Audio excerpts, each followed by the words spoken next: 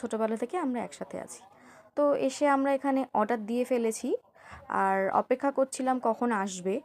তার মধ্যেই খুব গল্প করে নিলাম, বিভিন্ন রকম কথা শেয়ার করলাম, যেহেতু এখন ঠিকঠাক মতো দেখা হয় না। অনেক কিছু ভাবছিলাম, আগের পুরনো স্মৃতি মনেও পড়ে যাচ্ছিল, আর তোমাদের সাথে হলটা শেয়ারও করে নিলাম।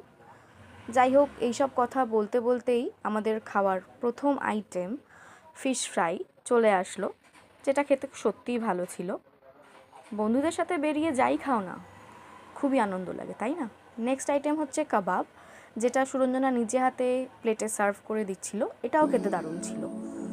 এরমভাবেই খাওয়া দাওয়া করতে করতেই চলে আসলো মেন আইটেম, মানে বিরিয়ানি, যেটা আমরা চিকেন আর মাটন দু ধরনের বিরিয়ানি আমরা এখানে অর্ডার দিয়েছিলাম। তো সেটাও আমরা এখানে ট্রাই করলাম, তার সাথে অনেক ছবি, অনেক কিছু তুলে নিলাম। খাওয়া দাওয়ার পরে দেবস্মিতার একটু শপিং করতে ইচ্ছে হলো,